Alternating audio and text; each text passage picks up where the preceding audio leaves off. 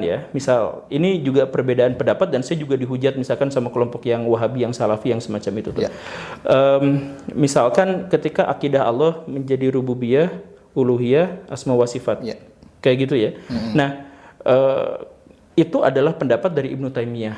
Jadi ya saya anggap itu adalah bagian dari penafsiran beliau, Ijtihad ya. istihad beliau untuk memudahkan orang-orang Belajar memahami, akidah. belajar akidah. Setuju. Tapi saya tetap anggap itu adalah pikiran manusia. Setuju.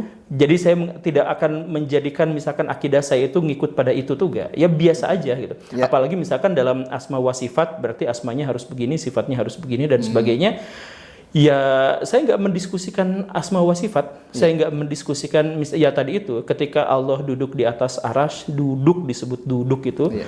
Ya dalilnya begitu, ya sudah saya pasrahkan artinya semuanya kepada Allah Subhanahu wa taala dan saya menikmati sesuatu yang lain dari itu, bukan pada diskusi intelektual itu. Karena misalkan ya, ketika Akang misalkan berdebat dengan Ustadz Nuruddin terkait dengan Allah itu duduk atau tidak gitu ya. Ya. Gak ada satupun di antara akang-akang yang bisa membuktikan. Betul. Asli. Nanti Allah duduknya gimana? Membayangkannya aja udah kacau gitu kan. Betul. Apalagi Apapun yang kita bayangkan tentang Allah, mau dibayangkan sebagaimana rupa pun, ya nggak ada yang seperti itu. nggak ada. Nggak serupa pokoknya. Dan saya pernah juga dihujat Kang ketika saya mengatakan bahwa saya tuh pernah bikin video bidadari itu tuh gak kayak gitu. Oke. Nah, saya tuh bilang, kan misalkan ya, kenikmatan di surga itu tidak pernah dilihat oleh mata, tidak pernah didengar oleh telinga, tidak pernah terbersit dalam imajinasi kita. Gitu kan? Itu surga itu. Jadi ketika misalkan ada ayat-ayat yang menjelaskan tentang bidadari dan hadis-hadis yang rupanya begini dan begitu, maka saya pikir itu adalah majas. Karena yang sesungguhnya adalah saya nggak mungkin bisa membayangkan, nggak mungkin bisa memikirkan. Ketika saya mengatakan seperti itu, saya dihujat dan dianggap sebagai saya itu tidak percaya, tidak beriman pada hadis-hadis tentang bidadari. Nah, yang terbaru ini, saya dianggap tidak beriman pada azab Allah. Ketika ada di LA itu ada kebakaran, kemudian orang berpandangan bahwa itu adalah azab Allah karena Amerika Serikat membantu Israel menghabisi Gaza.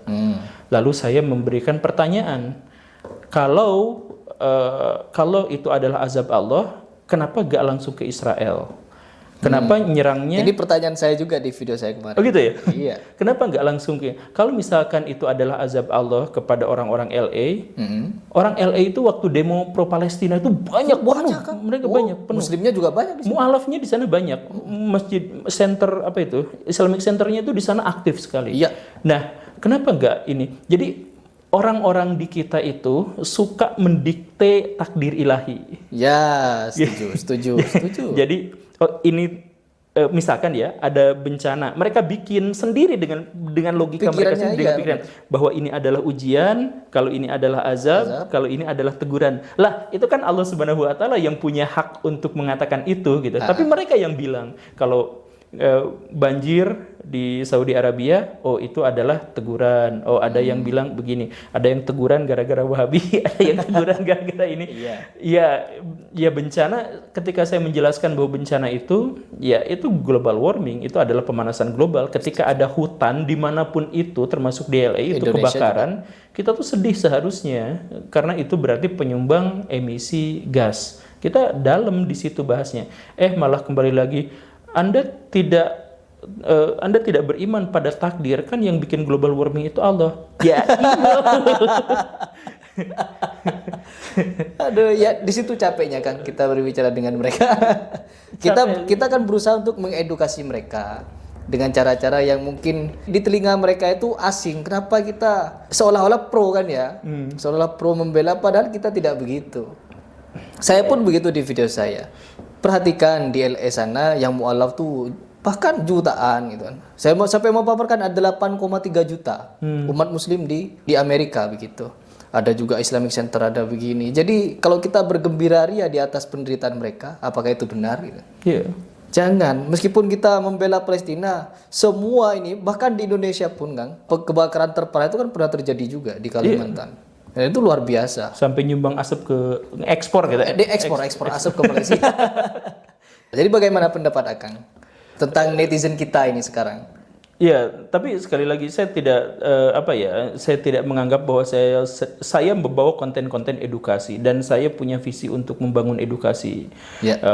Tapi kalau misalkan saya mengajukan satu gagasan, satu pendapat, itu karena masyarakat kita itu terbiasa didoktrin. Jadi kalau orang ngomong, berarti itu tuh otoritatif. Jadi pas kita ngomong tuh dianggapnya, wah ini pakar gitu. Padahal enggak, ini ajang diskusi aja. Saya tuh guru, Kang. Salah satu masalah dari guru di Indonesia itu, sekarang antropologi. Nah, salah satu masalah dari guru di Indonesia itu apa coba, Kang? Ketika guru-guru dipaksa sama pemerintah, ayo kita berpusat pada siswa. Guru-guru langsung kan ngomong, ayo siapa yang mau berpendapat? Sunyi, senyap. Gak ada yang mau ngomong. Ada yang mau ditanyakan? Sunyi, senyap. Gak ada yang mau ngomong. Ini murid-murid kita di situ gitu kan? Ya. Sejak kecil itu kita, karena apa? Karena sejak kecil kalau misalkan ngomong dianggap nakal, membantah dianggap nakal, kalau berbicara dan bertanya dianggap, bahkan ada anak yang banyak bertanya diruqyah. Padahal anak tuh minimal 300 pertanyaan per hari, yang normal itu dia harus ajukan itu. Karena apa? Karena otaknya, neuronnya sedang mencoba menghubung-hubungkan biar dia pinter. Nah, di luar negeri itu udah pinter banget karena sejak kecil bahkan tanpa sekolah neuronnya itu saling nyambung. Ini apa? Kenapa begini? Kenapa begitu? Kenapa? Anak Indonesia ngajuin 2 pertanyaan berturut-turut, ini kenapa biasanya diabaikan, dihentikan, atau orang tuanya main HP dan sebagainya. Nah, ketika dia sudah dewasa, akhirnya ketika ada yang berpendapat itu dianggap sesuatu yang mewah, sesuatu yang kalau tidak diikuti ya dihujat gitu. Padahal ya biasa aja orang berpendapat. Kita tuh harus berdiskusi, kita tuh harus berdialog agar kita tuh terbuka. Makanya saya sangat bersyukur dan sekaligus sangat sedih kenapa saya dibesarkan sama ibu saya.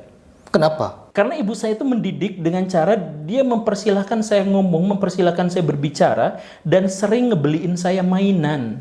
Ketika teman-teman saya dilarang beli mainan, disuruh beli makanan.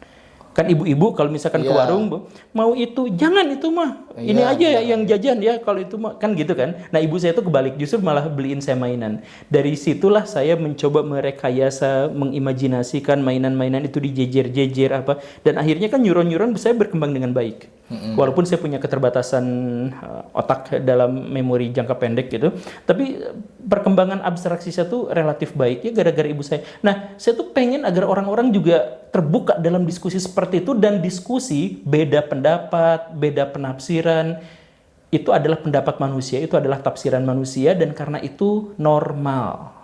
Kita normalisasi perbedaan pendapat, tapi kita berkeras terhadap perpecahan.